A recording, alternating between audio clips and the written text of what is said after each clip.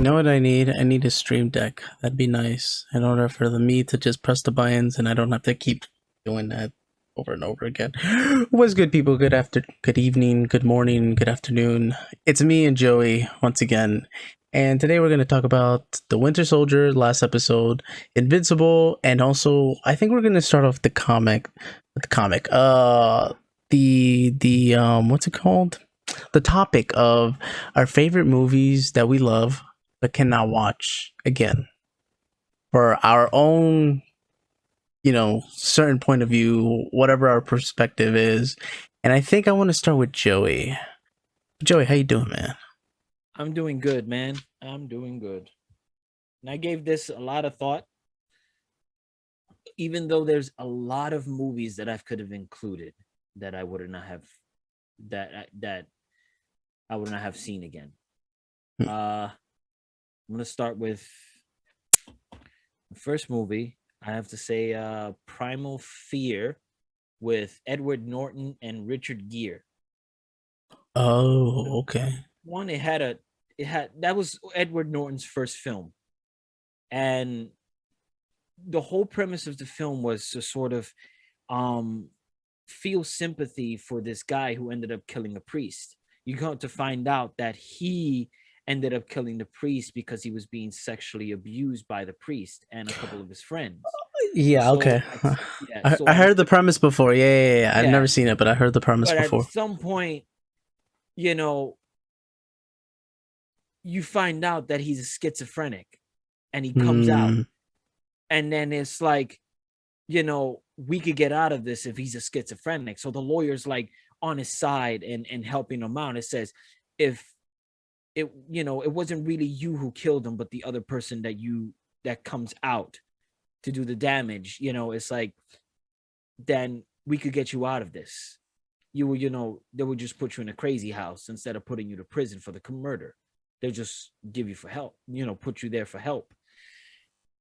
But it's the twist at the end that actually gets you. And I really do not want to say the twist, but it's one of those twists where it's like Edward Norton it's like this. If this is his first movie, it's like by far one of the best freaking moments ever. And for some strange reason, it's like he's always getting these characters where he has a split personality. Fight Club and The Incredible Hulk. Got you. What's up, Berber? Yo, listen, we're gonna talk about. Oh, what's up, Demon? What's good, Demon? Yo, so the topic today, for the beginning of the podcast, we're gonna talk about movies that we love but we cannot watch again. Now, he said Primal Fear, right? Yes. And my third one, because we're gonna do top three. My third one is 12 Years of Slave. Listen, I love that movie. That movie got me from the beginning of the first 5 minutes, and I was just hooked. I literally didn't think I was gonna like it, but I was hooked. And the way that it just transpired from him being kind of basically a free man, and then being taken away from and becoming a slave, and then just the obstacles that he faces. And oh my god, this is a brutal scene when he's hanging from a tree and everyone else is looking at him and they really want to help, but they know that if they do, they're just completely fucked because of what happens and all the lynching that is portrayed and that we see. I think we do see it. Yes, we do see it with a lady that we know, which is a Black Panther, which is the love interest of T'Challa. I forgot her first name. She's like half Mexican. I think she was born in Mexico. What was her name? Yeah, I know who it is. God damn it. What's her name? Hold up. Give me 1 minute. Because I think it's Lupita.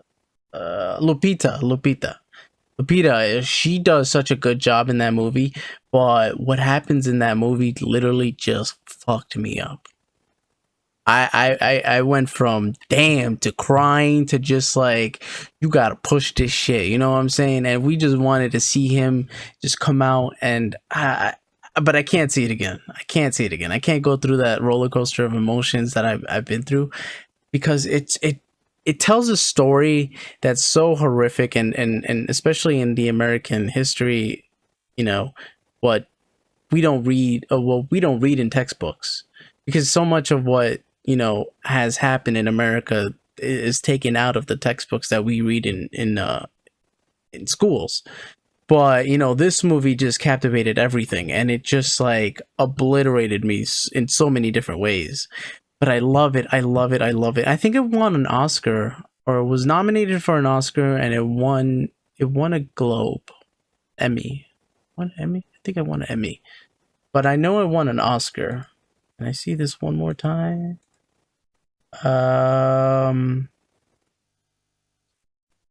Pretty sure it won an Oscar.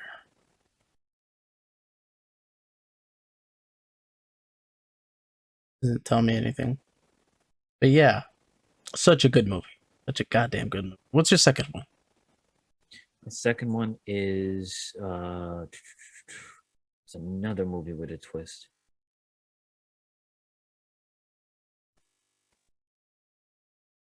Seven. Oh, okay. Seven. Oh, wait, before you go. So it won Academy Award for Best Picture, 2014, Academy Award Best Actress in a Supporting, which is Lupita, Golden Globe Award for Best Motion Picture, Academy Award for Best Writing, Producer Guild of America, BAFTA, Independent Spirit Award for Best Feature, Satellite Award for Best Motion, Critics Choice Awards, Critics Choice Award for Best Supporting Actress, Best Actor Leading Role, which is BAFTA again, International Best Actor Award. It just won so many goddamn awards. Let me 2, 6, 8, 10, 12, 13, 14, 15, 16, 17, 18, 19, 20, 21, 22, 23, 24, 25, 26, 27, 28, 29, 30, 31 awards. Such a good movie. Such a goddamn movie. All right, so 7. Brad Pitt. Yeah. We got Morgan Freeman. And Morgan Freeman. Kevin Spacey's first role. And Gwyneth Paltrow. Gwyneth Paltrow. Yeah. Which it was one of those movies that had me freaking it's one of those twists at the end where it's like you didn't see coming. And well, first of all, if y'all didn't see 7, the whole thing is that Brad Pitt's character is a rookie, and Morgan Freeman's character has been in the law enforcement for a really long time, and he's about to quit. So he's sort of kind of walking Brad Pitt's character around the area and stuff like that. They're like to find, how things are. Eventually, Morgan Freeman gets too invested in this case because this serial killer is killing everybody as the 7 deadly sins. Eventually, at the end, he does his ultimate sin, like he commits the ultimate sin, and he freaking puts pretty much, he has all the dominoes together, and he finally knocks that one down, and everything just starts to fall apart at the end. And it's the crazy thing is that there was an alternate ending to it, that if you buy the box set to it, there's an alternate ending, but it wasn't filmed, it was drawn, where you find out that Morgan, instead of Brad Pitt killing Kevin Spacey, it's Morgan Freeman who takes the shot. Because they felt that if Brad Pitt shoots him, Kevin Spacey's character wins. So, because at the end, he pretty much won in 7. Right. But if Morgan Freeman shoots him, he doesn't win. So it was like he wanted to kind of like take that away from him because he was a rookie. He wanted, since I think because of Morgan Freeman's character, he was like leaving the force. He was leaving, it was, there was no reason to hold on to anything. So I guess in that alternate ending, he takes the shot and he shoots Kevin Spacey's character, which Kevin Spacey doesn't even have a name in that entire thing. Oh, he doesn't. No. It's kind of like the Zodiac. I mean, I guess he does have a name in that. So he's known as the Zodiac, but nobody knows who he is. Hey, look, Um, Tenant. Um, um, uh, uh, uh, this guy Washington. His name there he's known as the protagonist. He has no name. really, I didn't see the movie yet. Yeah, when you see his name, I don't think is mentioned at all in IMDb. It says protagonist, and even Wow, in the movie, he says that he is the protagonist. So he doesn't like his name is not mentioned at all. It's that's one of interesting. those sort of Christopher Nolan Inception Yeah, kind of yeah, feels to yeah, it. yeah. So it's like it's pretty interesting. Yeah, I got you. I got you. All right. Well, that's a good one. That's a really good one. But my number two is going to have to be Will Smith's movie called Pursuit of Happiness. The Pursuit of Happiness. The one with him and his son, Jaden Smith. And that one, it crushed me just like anybody else. Cause you see a man that I believe he got divorced, right? He was divorced from his woman, but he was granted what's it called, his son's care. Yeah. Yeah. So and he's just trying to make ends meet, but we see him go from like poverty, like living in a bathroom in a train station, and you just see that play out, and him trying to find ends meet with different types of jobs. And what is he always holding, that's his thing? Yeah, Is he was trying to sell those in the pharmacy in the hospitals, I think. And he was trying to get it to work for a while because I think it broke down at some point. So throughout the entire thing, he was trying to sell them, and I think he had a whole bunch of them. I think that was one of the other things. It was in his house, and he had a whole bunch of them, and he was trying to sell them like at hospitals. right. Kind of I reminded me forgot of what, Gus a what little what bit. it was, but I know he was trying to sell them, and he wasn't getting by with He wasn't anything. getting anything, Yeah, and at the end, it was and every shot that he like went for, and he basically met like not like top tier CEOs, but he met people with money, but they just like, all right, sure, but then they really just deflated, like it just deflated him as a character, and didn't really go anywhere until the end of the movie, and it just was so damn sad. I like it, I love it. It's because it's one of his best roles that he ever played, and so is Jaden. Because after that, I mean, what else was he in that was really good? nothing. Sorry. Karate Kid, please come on, that No, was no. but it was such a good movie, and I know it won awards. I'm not gonna go count them, but yes. Honorable mentions. I think we should do honorable mentions.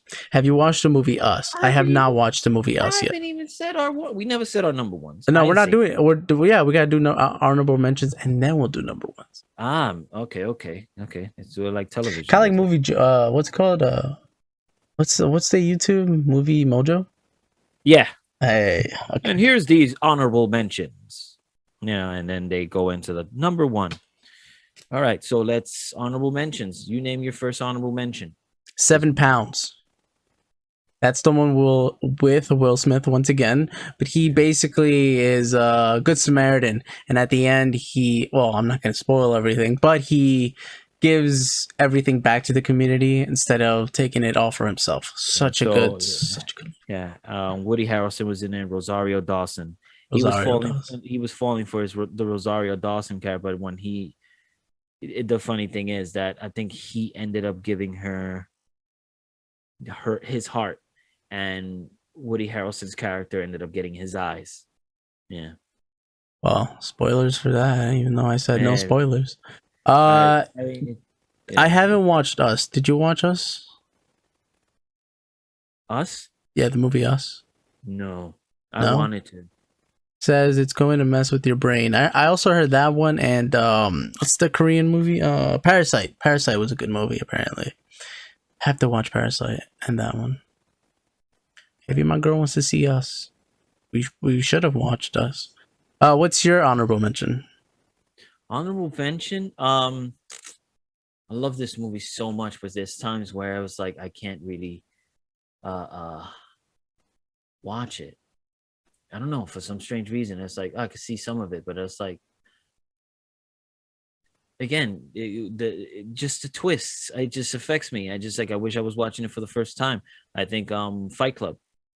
I mean, I could see Fight Club. I bought Fight Club. I even got a freaking Tyler Durden Funko Pop. I read the book, and I've seen the film. I even learned dialogue from that freaking film. And it's funny, and just like there's just some moments where it's like, I know what it happens at the end. It's just it's not nearly as satisfying as watching it for the first time. I haven't fully watched it. I've always watched clips of it, especially in the movie, like on HBO on TV. Yeah, but I've never seen it fully. Do not spoil that one for me. No, I'm not gonna spoil it. It's just everybody. I love how Brad Pitt portrays that character. It was just so funny. It was just his humor. It was a dark comedy, so there was just so many scenes that you can't help but like when you see Brad Pitt's characteristics and the way he moves, on the way he talks and has his conversations, and it's just like, it's just so good. Like, it's really good. And Edward Norton was on point too. It was fantastic. And I love movies. I enjoy movies where the main character is narrating the story. And I think you like that? Fight Club was one of them that I really enjoyed, having Edward Norton sort of narrate what he's experiencing or what's going on. What other movie did that? Oh, American Psycho did the narrating. And I love that too. Like, he would narrate some of the parts, like when he starts, saying the way he lives, the exercises that he was doing. I could do 1,000 crunches. When somebody narrates a movie, it always reminds me of Mr. Bean's movie. What he does, what William Dafoe does with his character, with his movie that he's trying to present. He's always narrating. Everyone's just so bored and just like extremely exhausted of what he's doing and going in the escalator and in the train station. But then you see like what happens with Mr. Bean. So it kind of reminds me of that. Like, okay, we're going to narration. Great. Oh, we're going to see something boring. But then it turns out to be good. That's always when it starts. Hey, Alec, how what you doing? Where you been? So you went, now I go. We agreed to this before. 500 Days of Summer.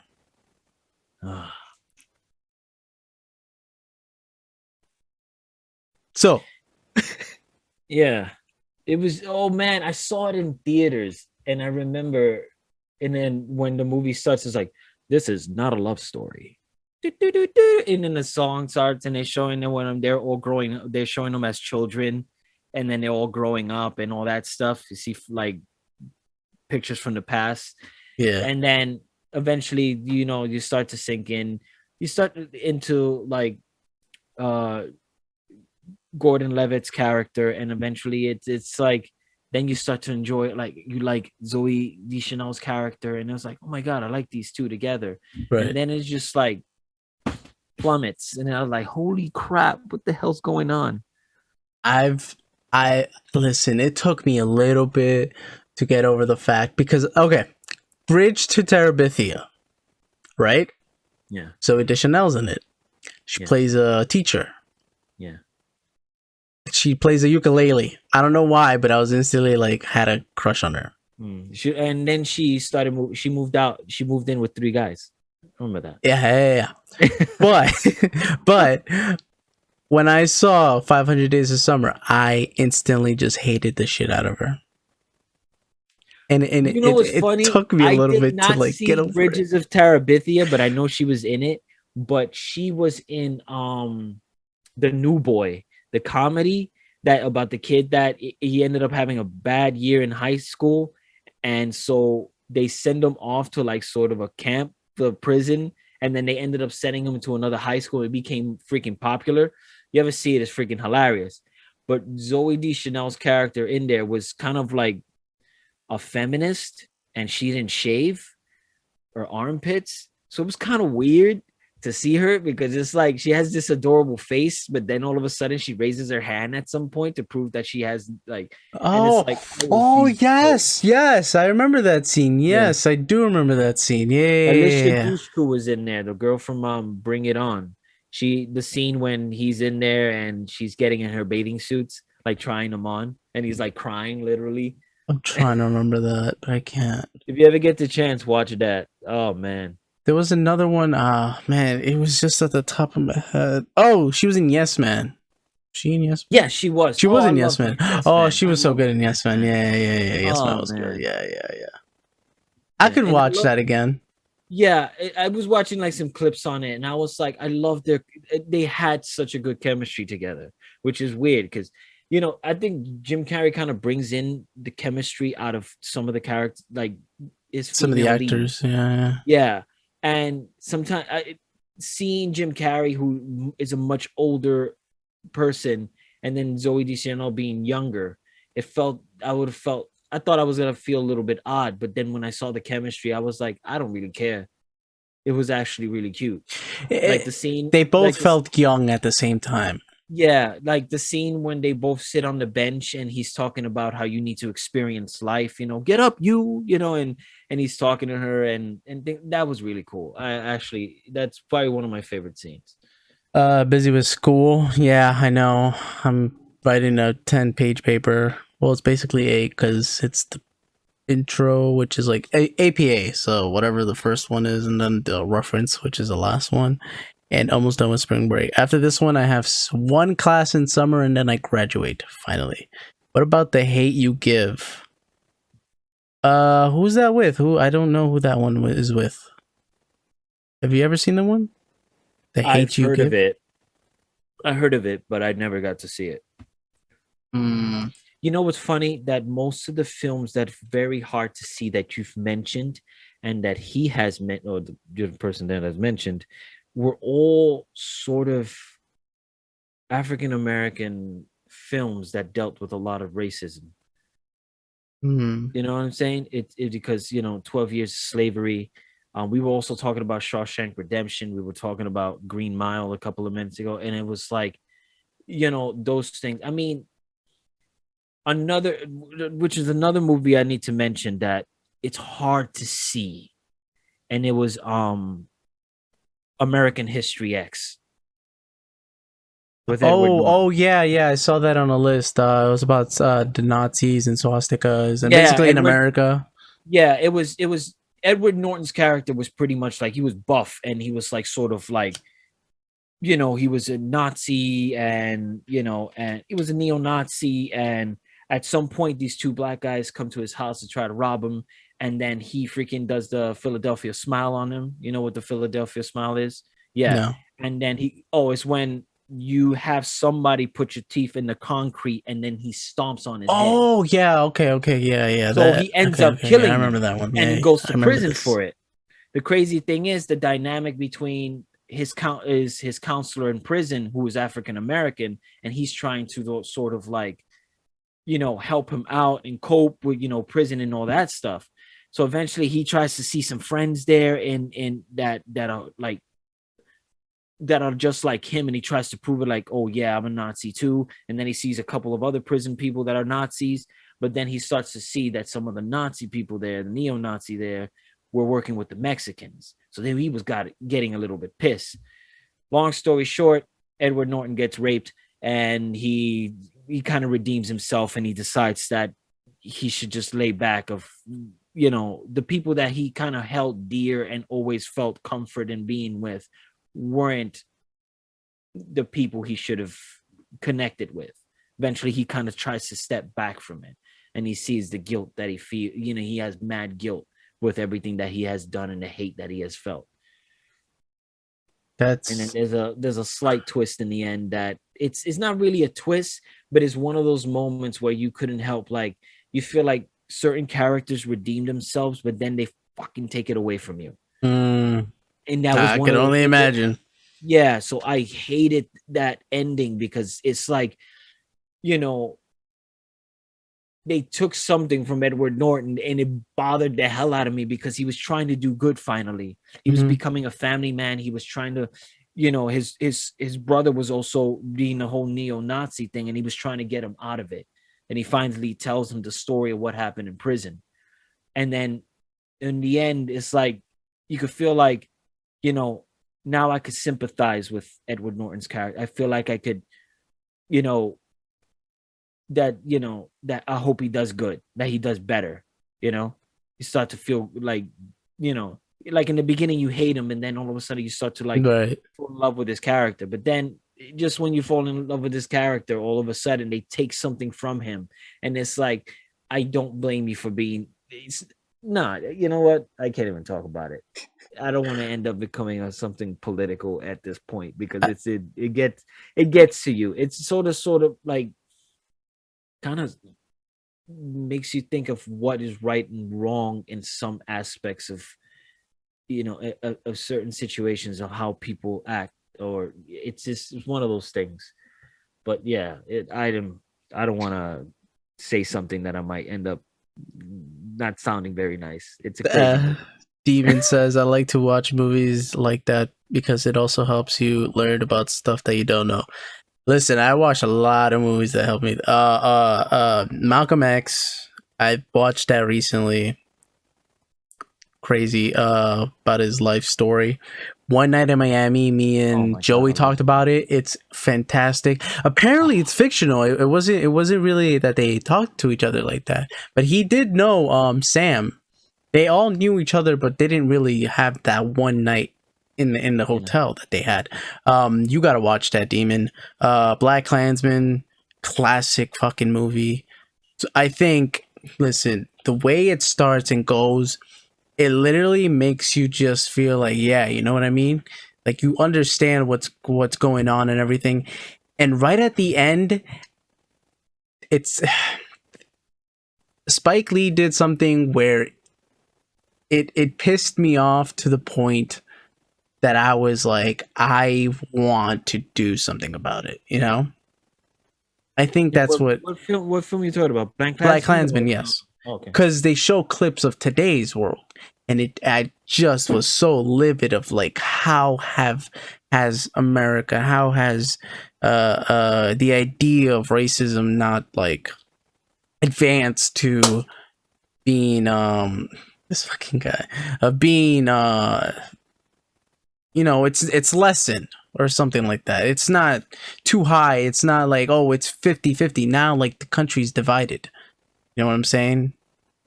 It's segregation, again, was only, what, 70 years ago? 60 years ago? Because what? This is bad. Superman's like 81 years old, so minus 20, 30. Yeah, 60 years ago. Basically one person ago. Yeah, it's yeah. I like the way Spike Lee always touched on certain things that dealt, with.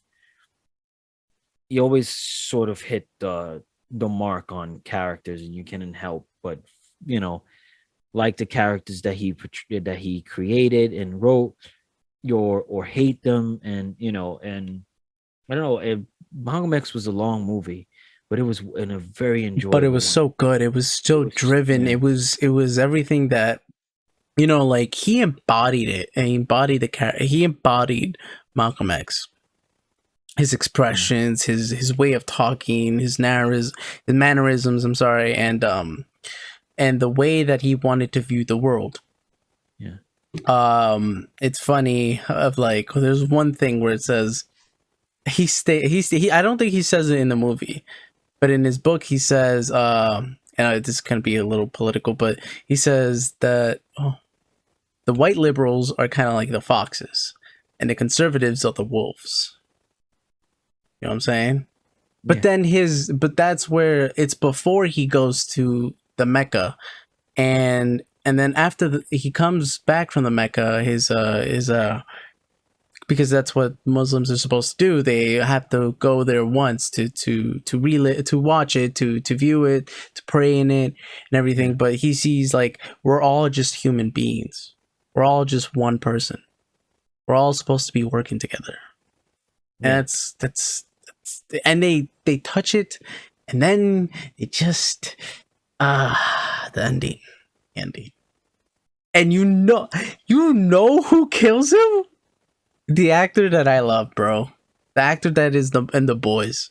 And that's He, that's the thing that kind of, again, that was one of those movies where you feel like that character is, Malcolm X was trying to do something, and at some point people hated him and things like that. And at some, you start to see like his view, but at some point when you see his view, it's a bit like, I don't know if I feel about that. It's a little, too much.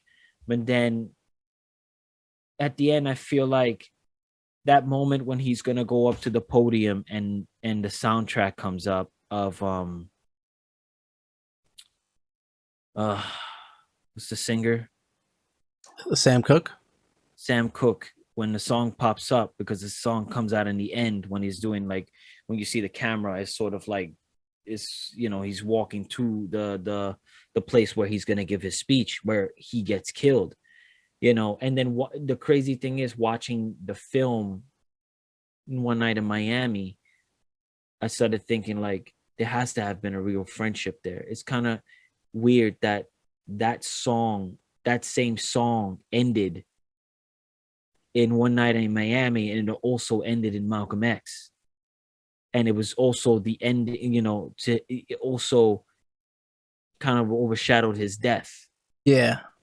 So it was kind of intense that I got to hear the songs, and every single time that song plays, I freaking start to like cry. Yeah, it's such an emotional Just song, and they it's used it in crazy. such great moments in the film. It was like they knew where to touch it, Mm-hmm. where to put it. And I I was mean, like, Spike Lee yeah, is fucking a good director, and then we go to Regina King, and it's just like, yeah. All those arguments, all the discussions, and these conversations that they were having, it was like, whoa, it felt like it was regardless if it was fictional or whatever, but if it felt like if these four did go on to meet each other, that these are the conversations that they would have been having. yeah, Like I bought all these conversations, especially that scene when Malcolm is telling Sam Cooke about seeing him in the concert, and he'll say, yeah, I've been to that one, I've been to that one, and I've been to that one, and I also been to that one. And it was like, nah, you couldn't have been there. And that's when he starts telling him the story. And it was like, it was such an epic, like, it was very epic, like how he ended up moving the crowd with his music and all that mm-hmm. stuff. And before that, before I got into listening to when I started hearing about Sam Cooke being one of the characters in One Night in Miami, I started like listening to his music. And also there was Amazon Prime had a little bit, a couple of documentaries based on him. And if you hear like his story of how he got killed and all that stuff, you could see like there was an agenda behind it. Like it wasn't just like, the story felt off completely.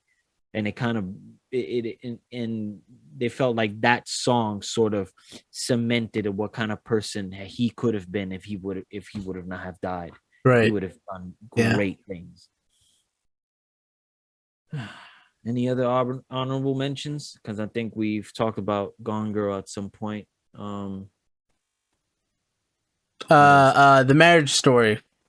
Oh, Sorry, that was just hard hitting. Like, I just took me back to the movies and just like at the exact moments that you were talking about. But yeah, but hold on. Even when the actor is giving that singing of of his yeah. song, Change is gonna come in the TV. I fucking bawled. No, I did too. I was literally crying right in front of my girlfriend.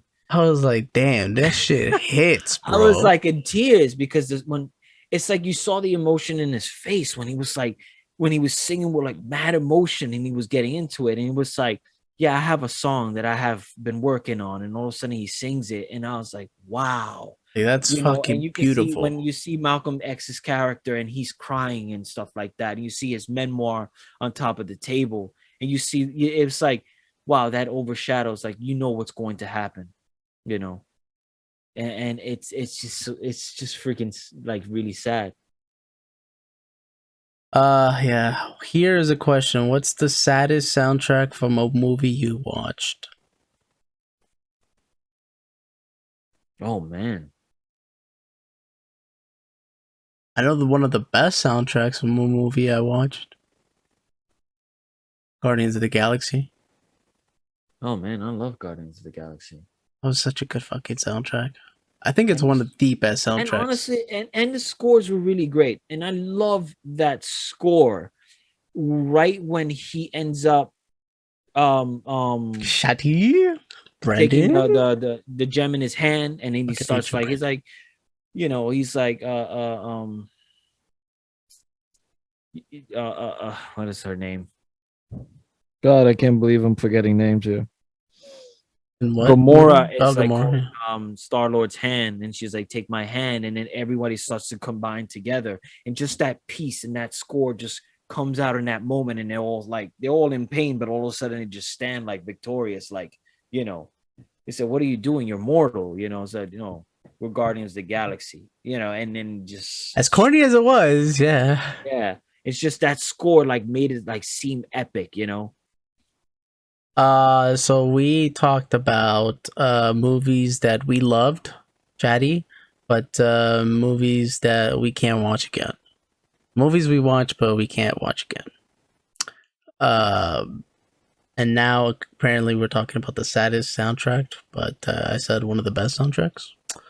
But one of the saddest Well, ones. I'm trying to think of a sad one.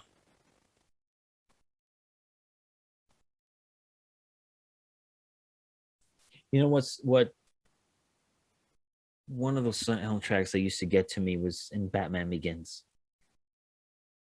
That score that always used to play um when he was sort of like kind of remembering his parents and like dealing with the case and everything. It was what was the name of it? I always had it in on my it's like one of my favorite I'm scores trying to from think of Hans a good Zimmer. soundtrack.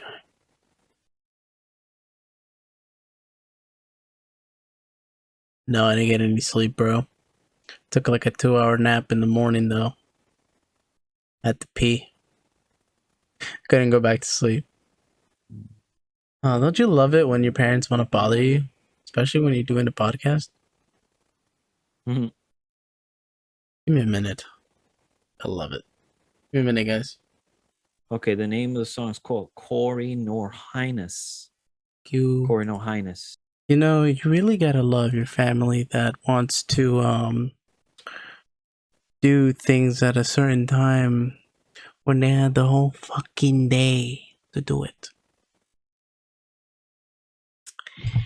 What are we talking about? Where did we get to? Sorry about that, guys. Marriage Story. Start with the Marriage Story. There we go. Marriage Story. That shit broke my fucking heart. In that one particular scene, which you know what I'm talking about, Yeah. when they go at it, oh my god, did they just bring your soul? They just broke your soul in so many different ways, and you felt that A, if you did not go through that yet, or B, have been through that shit, bro, either you're either shaking or you are just I don't know what else to say, but just in an emotional state of mind to just break at any moment. And you know those characters that what's his goddamn name again? Adam Drivers. Adam Driver and wow, I was gonna say Natasha Romanoff. Oh well, Scarlett Johansson. Scarlett Johansson. You know, their characters are not perfect at all. I mean, they're both basically two individuals that are I wouldn't say toxic, but I would say toxic. to the point that their relationship has basically just been apart for so long and for so just it doesn't work anymore. And the way that they go about it and the way that they talk to each other, it kind of confused me. It kind of didn't, because there were certain moments where they were just like, yeah, everything's okay, honey, or something like that. They would like Yeah. compliment one another, but then it's also like, I still don't fucking like you. So, but at that exact moment, that particular scene, I couldn't. I just couldn't. Yeah. It felt so weird. It felt so real. It felt so real.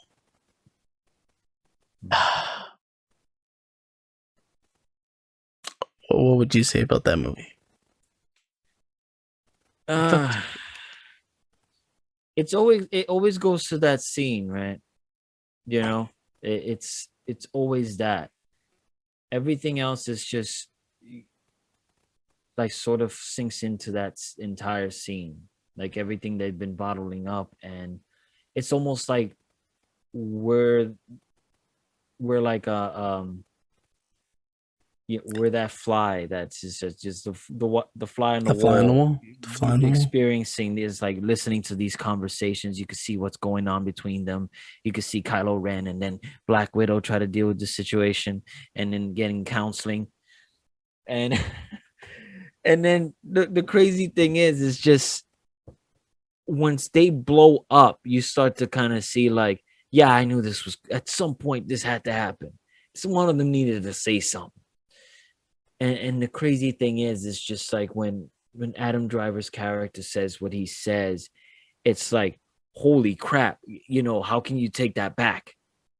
But in the brilliant acting, you can see that when he said it, he couldn't take it back, but he felt so much guilt for saying it, because it's almost like he didn't really mean it.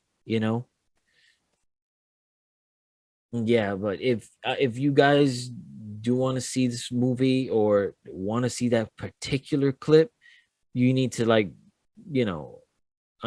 to watch how the great acting between both of them. They kind of like feed off each other's energy.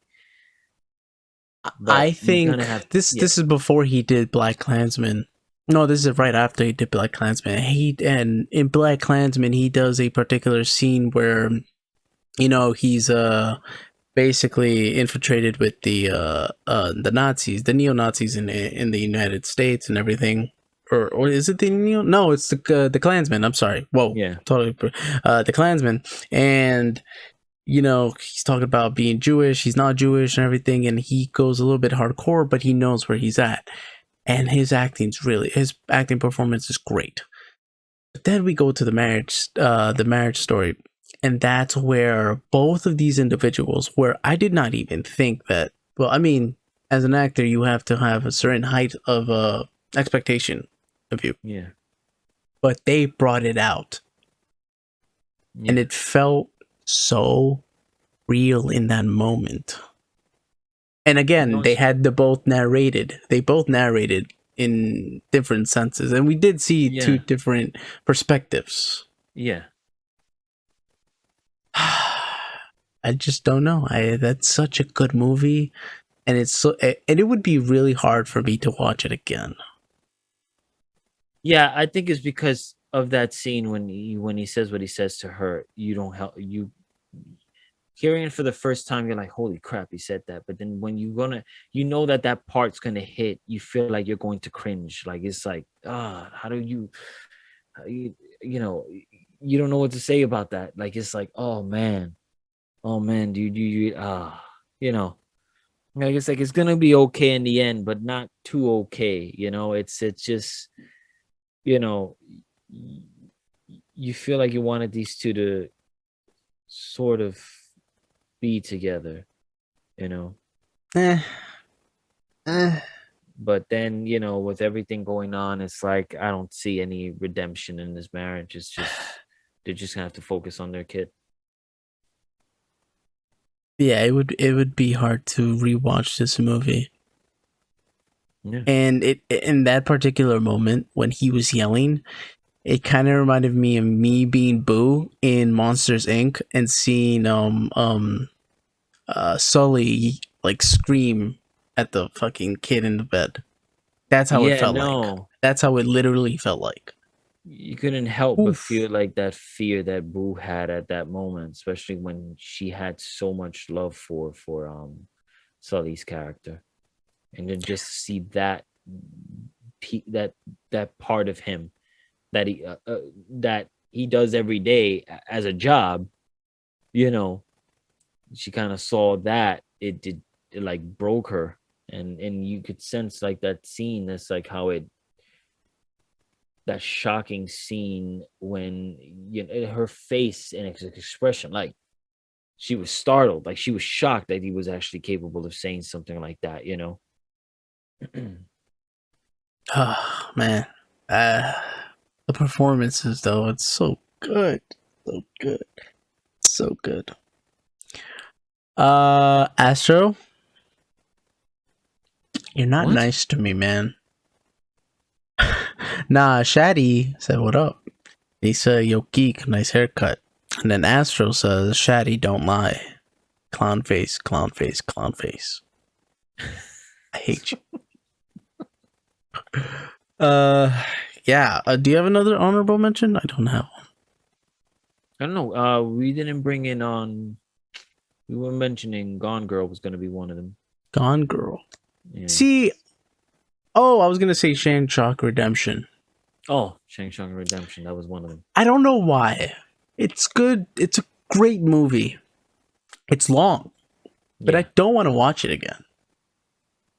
But people have gone back and watched it before and many times, and they get different senses and different themes of the movie and different they understand another one's perspective and everything like that. They see the light and in the end, and I'm telling you, it's a really good movie. You should watch it if you haven't watched it. It's a pretty long movie, but it's a good movie. It's good storytelling. And Morgan Freeman's character is one of the greatest ones out there. It's been redone, portrayed in different many ways. I think there was a Family Guy one. There was a Family Guy. I think Brian was Morgan Freeman, if I'm right. But anyways, such a good movie. But I just don't want to watch it again. I don't know what it is. I don't know what it is. There's so many. I think there's some parts where you kind of cringe at some of the scenes in the film. I think one of the heartbreaking ones, and I think it's probably why I like the movie, but I love the movie, but I don't want to touch. It's the scene when the old guy finally comes out of prison, and he's learning how to pretty much deal with life outside of prison. But he has been in prison for so many years, so everything is new to him. Crossing the street is new to him. And then in that scene, he ends up hanging himself, which it's like he can't deal with this life, and it was very sad. Like I couldn't, like I was like, oh man, I felt so much, like it just felt so heartbreaking to see that scene. Another Because one. I could imagine, people that kind of sort of redeem themselves in prison or try, they see the error of their ways and they stay there for that long. And all of a sudden when they come out, it's like the world has changed around them and they have to freaking sort of try to survive this, and he couldn't survive it. Like he had to like get a job, find a place and all these things. And then it was just too much for him. So he just, took his life. And that one of the scenes that are kind of like bothers me. You just reminded me because of Morgan Freeman's character. The case, a real life case with the what's it called again? Central 5 Perk? Central 5. Yeah. The Central 5. The show. I can't rewatch that show. Have you seen the show? Documentary you're talking about, right? It's not it is a documentary, but it was made into a show. It was made into a series. Okay. I can't fucking stand I can't stand watching that show. I couldn't. It's so hard to watch that show, not feel so many sad and just fucking frustration of what transpired to be such a stupid and miscalculated and corrupt case that was handled at NYPD, and it just really pissed me off, and I can't watch that show again. I know it's not a movie, but it's a show, and I just can't watch it. But it's so good. It's so good. I think it won it won awards. But yeah, I think it was nominated for awards. Thoughts on the Godzilla and King Kong? Are you guys already talked about it? We already talked about it 2 weeks ago. Yeah, we did. Hated the human plot storyline, but loved the fighting. Except I didn't like Mechagodzilla. Did you like Mechagodzilla? You asking me or them? No, you. Me? I think they could have worked on him a little bit more, better. I mean, I've seen enough, characters you've seen enough like kaijus on TV and robots and freak like Pacific Rim and all these things too. They could have probably done something better. At least a little bit more similar to Godzilla. I didn't feel like there was any like sort of similarity between the two by design. All right. Well, let's go with number 1 now. What's your number 1, bud? Trainspotting. But Ewan McGregor. That was a dark comedy. It has its humor. It has this dark comedy where they do a lot of crazy shit, and then it is just straight dark. And there is a particular scene in that entire film that would freaking cause you to like you at some point you feel like I don't know what I'm watching. Like it's really, really, really messed up. And it's not like a twist or anything, but it like that'll affect or spoil it. But the whole premise is these group of friends just doing heroin. And there's a lot of messed up scenes in there, but this one was particularly messed up. But the whole of them are doing heroin. One of them is a woman that they're doing heroin together, and she has a child. Eventually, throughout the entire movie, you see the child just crawling around the carpet and this and that while they're all getting high. Eventually, at some part, the mother goes to her crib. The child is dead. A baby, like a freaking toddler. And at some point, it's like so insane that they all see like, they're all getting up from their high and realizing like, oh my God, what just happened? This kid was never like treated well, was never fed or been taken care of. And at some point, they go, in order to sort of numb this freaking pain that she's feeling, they go right into doing heroin. And it's really screwed up in some of those things. There's just some moments that it's like you can't help but laugh. There's just a lot of like humor, but there's just a lot of those scenes there that dealt with like heroin that really screws up with your mind. Like, holy shit, I can't believe I'm watching this. Like, you're like this, like this is crazy. Like I somebody could have written this or done this scene, or like would it have, if this movie was done now, would have actually been able to be like, we would be able to see it. Like, it's one of those, there's scenes in there that's like, I don't even think we will be able to see this film now. It's way too much at some point in that film. And that the death of that child is really messed up. Probably do that for a live watch party, but then again, you don't want to watch it, so what's the point? Mortal Kombat at all? We might talk about it. I don't know if we have time.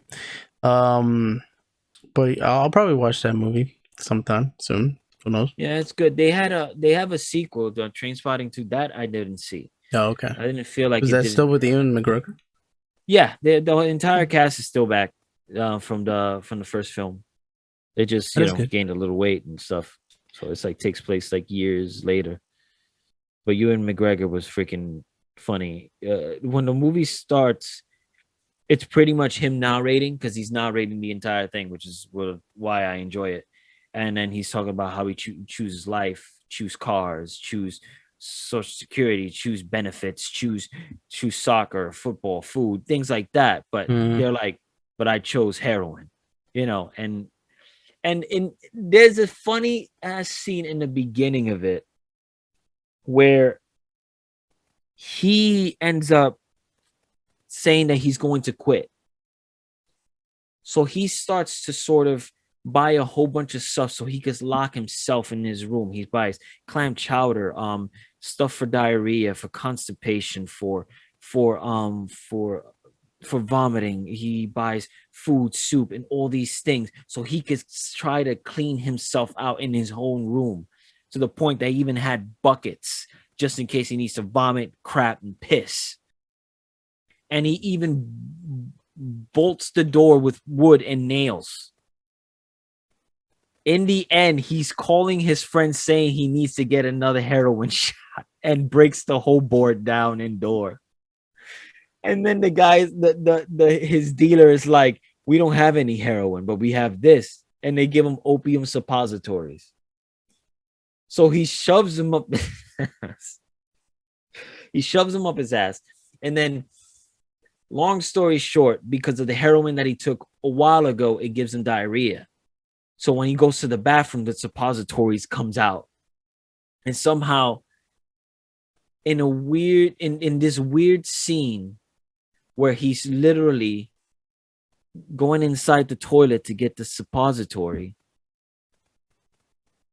he swims right in there and he ends up in the ocean.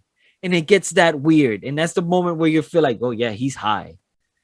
And it's funny because you see Ewan McGregor just literally swimming through the ocean. There's like German mines standing up in the ocean, and he's swimming looking for the opium suppositories. It ends up being one of the weirdest scenes in the movie, but it's hilarious. But it's like his perspective at how everything changed because he's high. So it's like his view. And I think the opium suppositories was the thing that I think both of the drugs kind of affected him. So it's like there's a lot of scenes in there that are just a little insane. And you're gonna probably love a couple of the characters in there that are just downright nuts. But it takes place in Scotland, so a lot of accents, and you need to use subtitles because Ewan McGregor's accent is ridiculously Oh thick yeah. in this one. Yeah. It's like almost like his first film or something because his accent he's mad skinny and he does look like a heroin addict in that entire thing. And his hair is like mad short. But it's like it's crazy. Okay. Well, I'll probably give that a watch. Now this is gonna probably piss you off, or maybe it might not. But let me tell you, I love this movie. Loved it in theaters. And I think it's one of the best thriller horror movies that I've seen in a long time. But I can't watch it again because A Quiet Place. No, I wouldn't get mad at you. I could see why it would. It just The beginning got me so fucked up. yeah. I mean, son, why do kids have to be kids, bro? This is why I don't think it's okay to bring kids to public schools in a COVID season. Like, who thought that's a good idea? These kids are kids, bro. They're not smart, and neither are adults, but kids, man. Think It's they funny. wash their hands when they're done in the bathroom? No. So what makes you think that you're gonna take some batteries out of a thing of a little rocket that makes a little noise, place them where he can reach, takes it, and does the thing and gets snatched and just decimated in the You first know, 5 minutes? Son, why do kids have to be kids? it's crazy. We don't get enough horror movies like that where you could sympathize with the main characters. Occasionally, you don't, but No, you're the just like, very why are you so stupid? Why don't you yeah. do that? So it's like you tripped. Why are you going inside that car? That's not where you go. Why are you going back in the house where the killer is? It's things like that. But you know,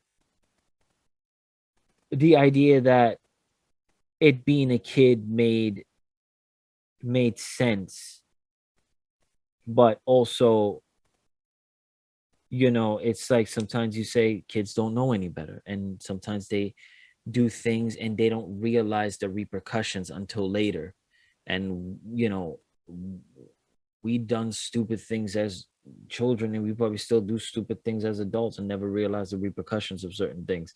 But for the fact that a couple of minutes into the film, we already feel sympathy for this family, and we know that this is our main characters. We're going to be in their lives now in the entire film, and we're going to feel some type of way about it, and we're going to feel about them.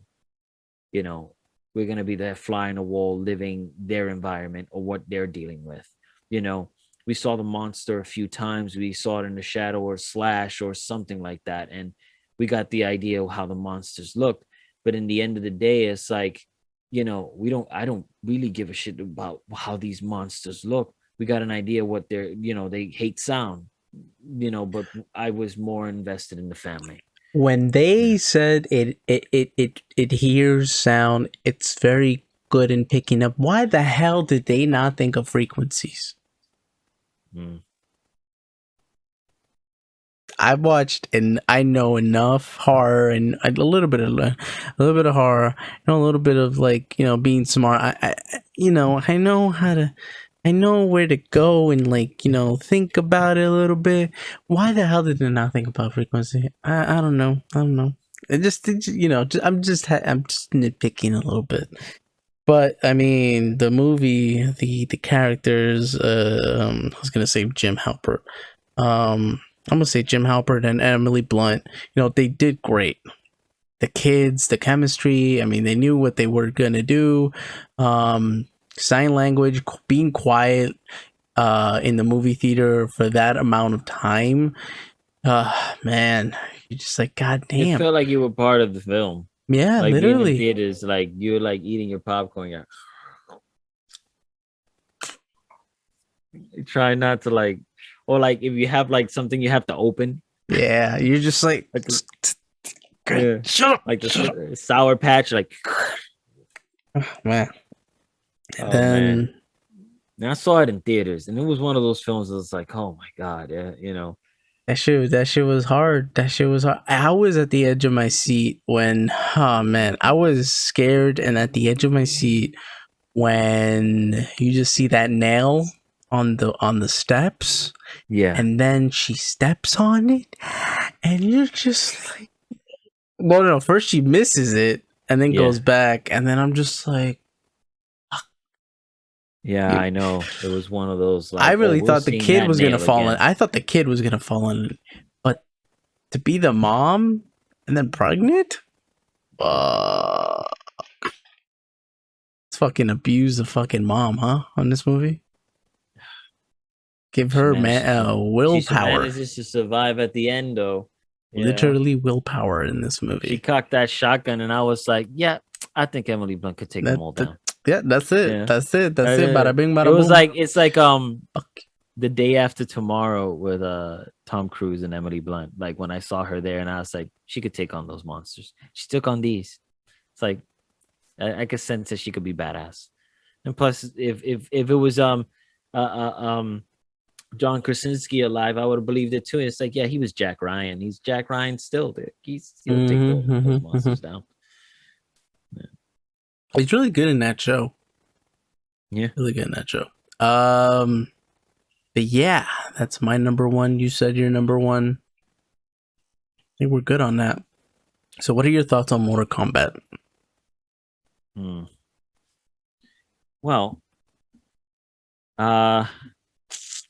did you like it? here's the Did you thing. not? I've played enough Mortal Kombat to know that the stories have changed on a constant basis from oh, this is an interesting story to borderline stupidity. And it was in Mortal Kombat 9, the video game, when they decided to sort of go change the timeline by having a character go back in time and see the moments happen and what he wanted to fix, which was Raiden. Because at a certain point when Mortal Kombat 9 starts, the video game, Raiden is everybody's dead. And yes, I remember this one. Yeah. Everybody's dead, and then somehow Raiden goes back in time and remembers everything that happened in the future, and brings it into the past, and sort of like, we need to fix this because shit is gonna pop off. Mm-hmm. So, you know, it's like, you understand. It's the multiverse in a Mortal Kombat game. It's just shit's getting changed again. So it's like, the way this story went, it's like, we've seen so many stories of the Mortal Kombat series, and this is another original story that they came out of. You know, we still got our Shang Tsung. It was, what I enjoyed was that they may have given us Cabal, and he got killed. Kung Lao got killed. Sub-Zero got killed. But he's coming back. And Goro. And then we had, and Melina got killed as well. But we still she was underrated though. Yeah, but the roster's still pretty big. So it's like, oh, you just kill these characters. Big deal. There's a huge roster of freaking characters, and we're gonna see it. And also, plans are that if they might do a Mortal Kombat 2, and they said that they're looking at Ryan Reynolds or Chris Pratt to play Luke Cage. They're also thinking of the wrestler The Miz. Which I don't mind, because he's kind of Ryan Reynolds. Listen, man, Ryan Reynolds. I mean, yeah, I guess you got to put him in another one, and people are gonna watch it. Okay. Yeah, I just want, as long as there's a character that's like mad cocky. He is cocky though. Yeah, I'll give him that. Yeah. Who's the other one? Very cocky. Yeah, Chris Pratt. Can't see him doing martial arts. No, I can't see him do it either. I can't do that. I can't see that shit. Listen, I could see him dance, but I can't see him do martial arts. That's gonna be tough. It's gonna be tough. It'll be tough. Probably. I think Chris Evans could do it. The way he was in Scott Pilgrim when he played that cocky actor. You ever seen Scott Pilgrim? Yes. Remember when he did that? He was the actor in there. Yeah. Hello, Bucko. He played that cocky character. So I was like, I could see that Chris Evans, Luke Cage as that character, like, be mad cocky. Okay. Because the thing is that we always see, Chris Evans was Captain America. And he was always that serious, authoritative leader and all that stuff. And then we have the Chris Evans in the little comedies that he has done, and then, but he could portray that character of being cocky, like he could work sunglasses and be like, be cocky like Johnny Cage. Listen, have the movie, somebody that has, that could have chemistry with Sonya too. The movie felt so, it didn't know what it wanted to be. To be honest, the film felt like it could have been straight to DVD. Oh yeah. But it was probably because we were getting actors that we barely even knew, besides the one who played Scorpion. He was in The Last Samurai. He was he's underrated, bro. He was Rush Hour 3. I know Kano probably stole the show, but he carried that movie too. Yeah, Kano stole the show. Oh God, I don't know. I didn't. Son, when you see Liu Kang come and say, It's okay, we got this. The fuck? That shit had me fucking crying. I enjoyed Liu Kang's character for something. It was very Yeah. Zen and Buddha kind of feeling. Like he was always in there with his fire and the way he spoke, and he Kung, was, you know, Kung Lao Lao was was a little also bit, really good. yeah. I didn't The know they fact were that cousins. I was pissed off he got killed, man. Bro, That pissed me why? off, man. Why you gotta kill him? Did you see who else they killed? Night Wolf. He's also one of the old ones, old heads Yeah, from I know they mentioned him in the posters. There was also the other guy. Katana. There was also Apparently they other killed characters that Katana. were mentioned. Why would you kill Katana, bro? I don't know what they. I mean, if You Shang Tsung is still missed. alive, so that we're gonna be expecting for him to come out at some point. What the hell? Yeah. No, he didn't. I did. What the hell are y'all talking about? What? Man, Brandon, I'm not gonna walk. I carried it. Shut the fuck up. Shut the fuck up. Have you ever farted and it was warm or hot? Are we going back to this? We It's just spoke fuck- about it's farts last fuck- week. Yeah, it's that was the fucking- last week conversation. Yes. Have you though? That way he stops. We all do. Yeah, man. Come on, man. Be real. Have you ever had a cold one? I don't think I had one. That's possible.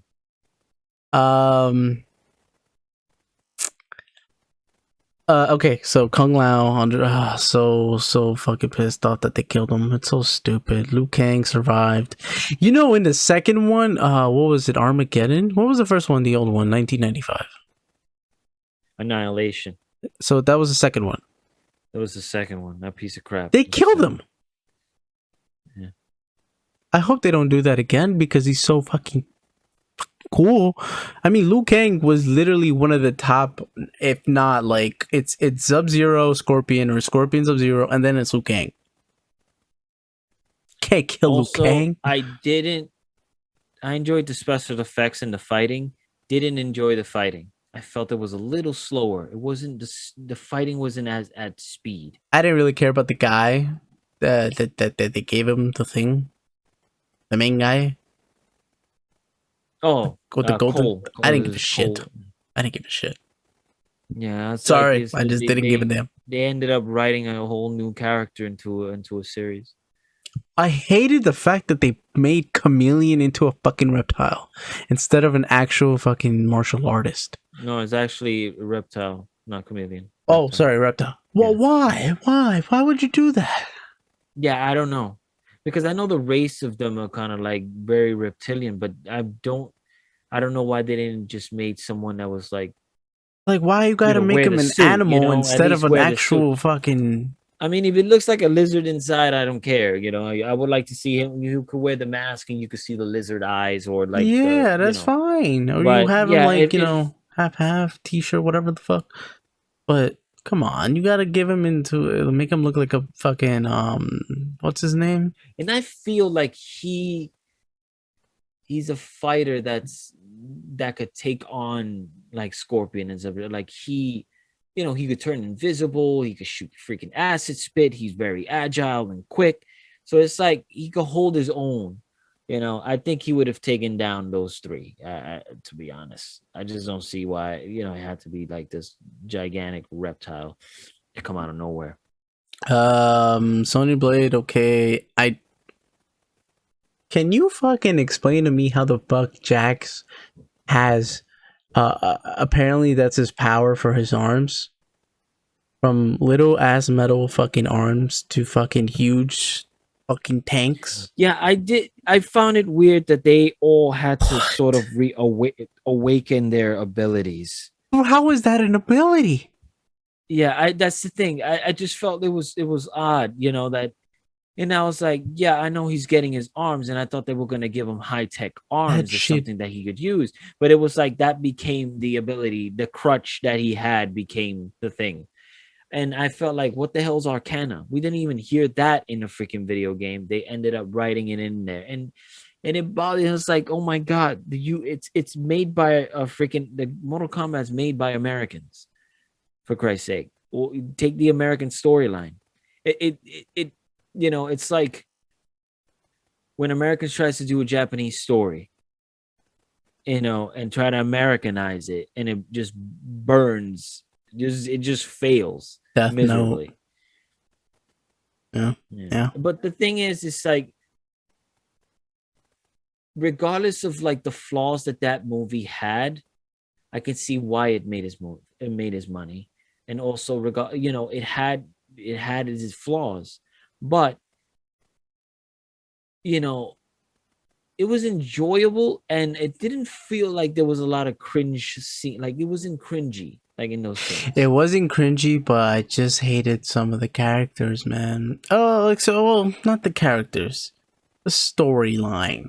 The fighting was okay. It wasn't the greatest. The ending of the fight with Scorpion and Sub-Zero was really cool. Yeah. I like their outfits.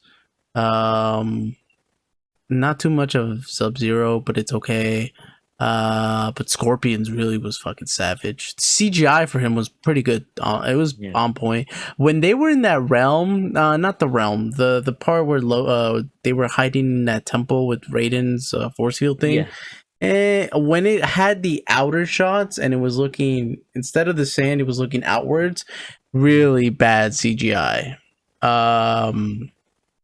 But they kind of like cut it away like really quickly. But I don't know. Do you think they might do a sequel? I mean, it was basically turned up to a sequel at the end Yeah. because it's not. They didn't even hit the tournament. Yeah. It wasn't even in the tournament. It was right before the tournament. Yeah, that was pretty much the main thing to fight for the tournament, but nothing really happened. My shit is not fucking greasy, bitches. Fuck. It's shiny. Mine is just, yeah, I'm sweaty. It's a little greasy though. I'm a greasy person. Damn, you guys are fucking weirdos over there. Shit's fucking bullshit. Yeah. So last episode of the Winter Soldier. I was so hyped. Because we still haven't even gotten to Invincible yet. I don't even think we're gonna hit Invincible today. Yeah, we'll hit the both episodes on next week. Next week? All right, we'll hit both episodes. So let's That's talk it for about today. Falcon and the Winter Soldier. I liked it and I enjoyed it and it was fun, and I loved the moments between Sam and this dude, the black Captain America, Isaiah Bradley's character. I enjoyed those conversations and those moments, and that scene when he was like talking pretty much to the government, these guys, the senators, or the people that he just finished saving, and pretty much putting them in their place of how people should be treated, and that really like got to me. And then when you see Isaiah Bradley like see this on TV, that was like heartbreaking. Like, really, like, damn, man, he's like really hitting the spot. And it's like, as an African American Captain America, leading and talking about who needs to lead and how these things need to get fixed. That's on some like Martin Luther King, Malcolm X level type shit. Like, I'm putting you in your place because this is how it needs to be. Well, like, get tired of this. It's like, even the part when he says, he said, what do you think they call you when you go attack them? You call them terrorists. What do you think they call you? And this is true, because I believe that at some point, us in the United States, we were sort of terrorists in some way. We've attacked places that probably didn't need to get attacked just because you wanted to start something. So it's like so we're probably being called terrorists over there and in other, like the Middle East or in other country, and all these other countries. So it's like, he kind of put everything in perspective of what we're dealing with right now. It's and that was really good. It's the whole speech was something that needed to be said. And it was important to say it with people that are watching the show. people have said that it's not touching on race. People that aren't how do you say? I don't want to say the word woke, but just not being analytical of the show and what it's trying to show. Yeah. The show though, when his suit hit, fire. I mean, Oh, I fire. love that suit. Like That everything suit about looks it, its design, its color, it's just the way it looks. It just, you know, it when he looks was in really the good. bridge and then something hit. He was protecting somebody. He turned Yeah. into like a little cave, but he also used the shield on top to protect them. I Yeah. think a car like flipped over or something like that. Um, that was I like the little moments that they had for Falcon to use the shield here and there. Yeah. That's what I really liked. Him even flying with the helicopter and then talking to the girl, talking to the lady that knows how to fly a helicopter. I'm sorry.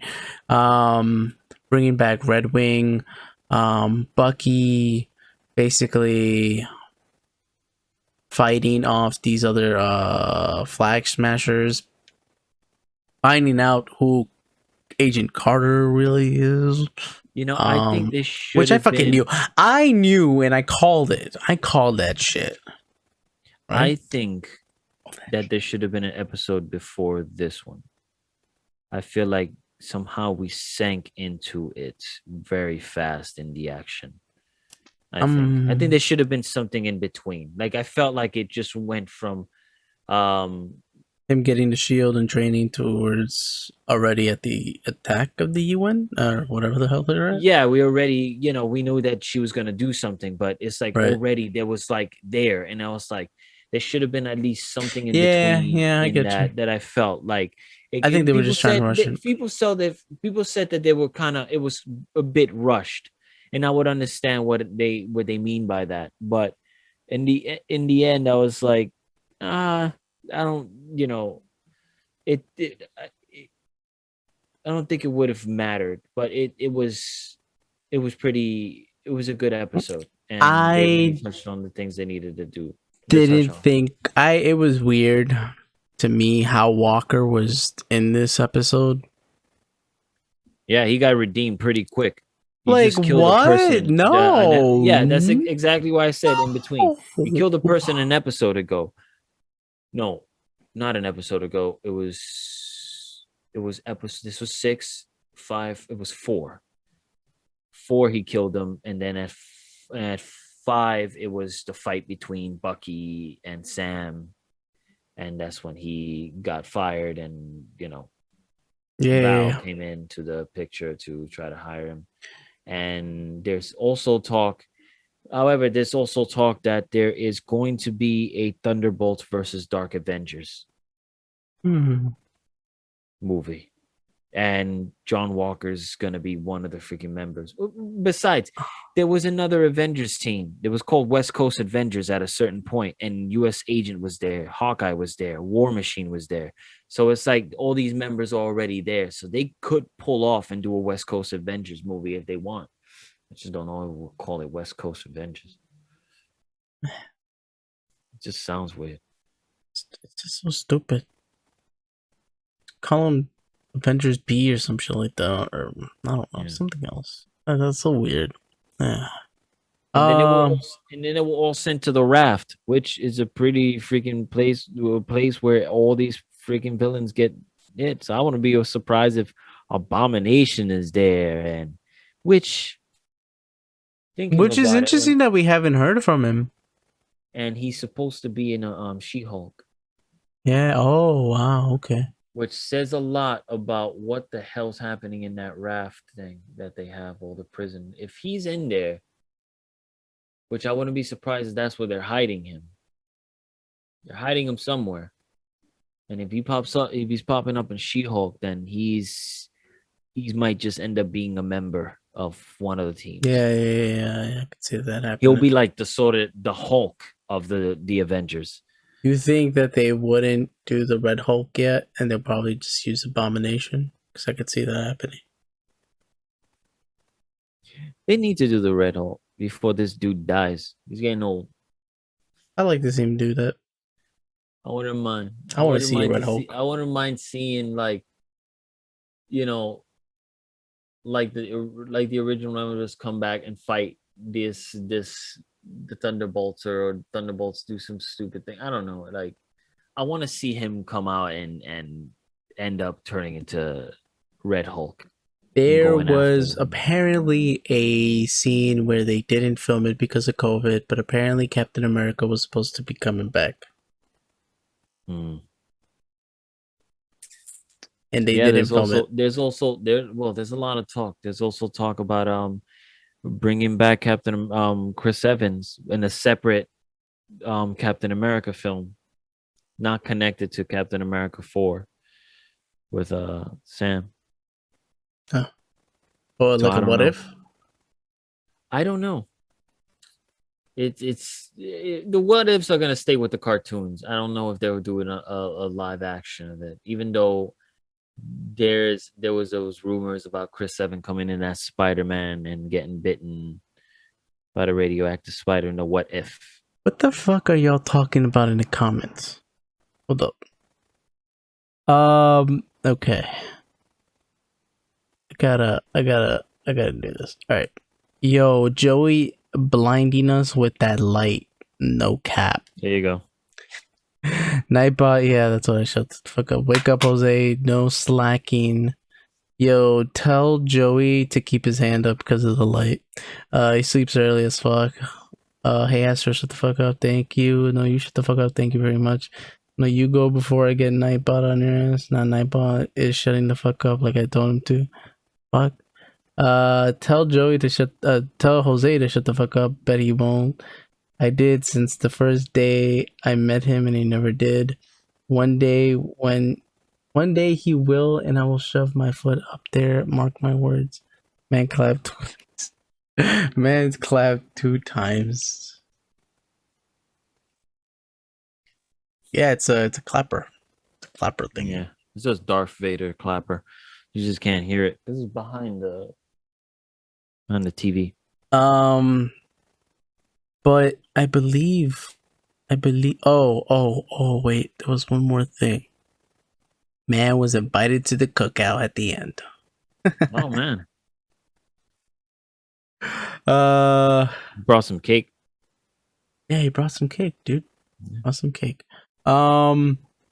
Did you realize that every single time that they went back to Sam's place, they always played jazz music?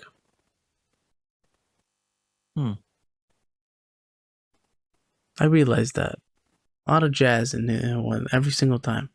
It was weird. I mean, I like it, but you can see the differences of where the setting Now is.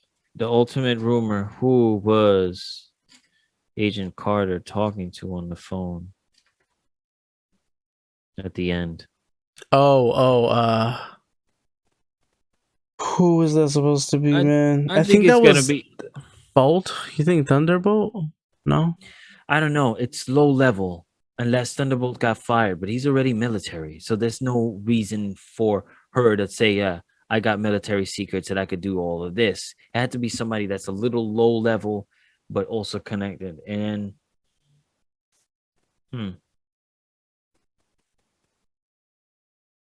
Can't be Zemo. it kind of sucks because if she's working with the bad guys, it's like, what was the point of what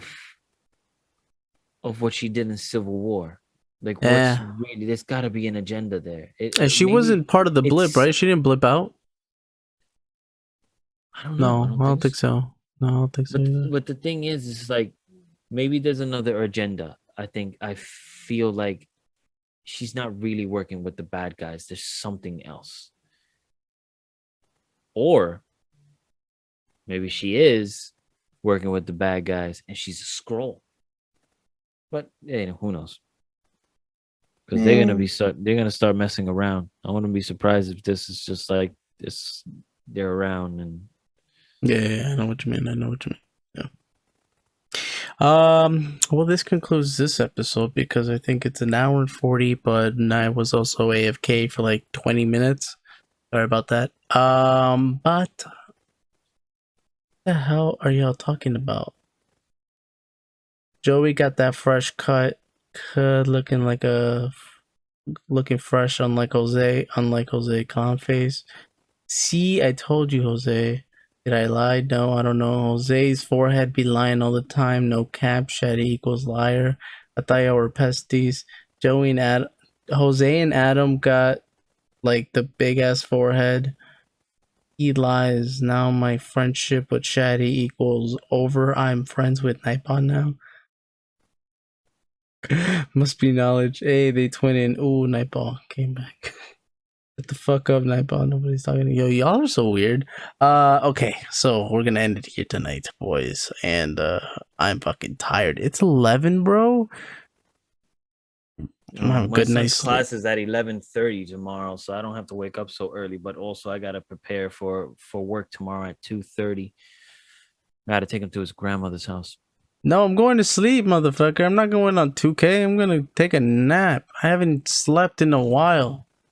I didn't sleep last night, so shut up. Shut up. All right. Well, I had a good one, and next week we shall do this again. We have to talk about Invincible, the episode before and the episode after. Yo, Astro, you gotta watch Invincible on Amazon Prime. I'm telling you, you're gonna like it, and you're gonna be like, whoa. And it's just getting good, bro. That last episode, bro. Oh my god, that was so intense, man. Fucking intense. And you're just like, come on, what's gonna? Yo, I was like this covered in my blankets because it was cold as fuck, and I was just like, yeah, it was like one of those episodes where it was like you couldn't help but start using holy crap. And then when he cuts him in half, and he's like, Dad. And I was like, oh, God. The whole world is seeing this. Everyone is seeing this. Telling you, man, that shit was intense. Yeah. I don't know what happened. The greatest hero of all time just murdered one of the freaking members of that team. The immortal. Man came back, and I knew that was gonna happen because of like what the EMTs did. Which was grab the head and put it in the thing. Yeah. But I didn't know that the twins had it. That I didn't know. That was weird. At what point did they end up giving it to him? I'm trying to remember, but I don't remember seeing that. It had to have been the robot because that's the only way. Yeah, I was thinking that I don't think they went into the facility and ended up maybe that was like a secret plan to do it. Or when they were escaping, did they get it? I don't know. Because when they were escaping, they were just leaving doors open for them to escape. I don't think there was a facility for them to take anything. And for what reason? What reason would they need to bring him to life? They're criminals. If you're bringing him to life, it's just to kill them. But anyway, he had a different agenda, and it was to that. And the only person that may have sent them must have been the robot or the old guy. But then the old guy would have not. Only if the old guy would have sent the robot, probably. I like that robot though. Really cool. I like what he did. I really thought there was gonna be that there was evil. Yeah. Intentions are different. It was really good. It was and I had like Vandal Savage Yeah. I was like, wow, this man when they were showing his past, the immortal, they were showing his past and how he came out. I was like, this is the Vandal Savage. Just with the heightened powers or like the Ring of Legion of Superheroes. Yeah. It has that shit. Okay, Geek Gods.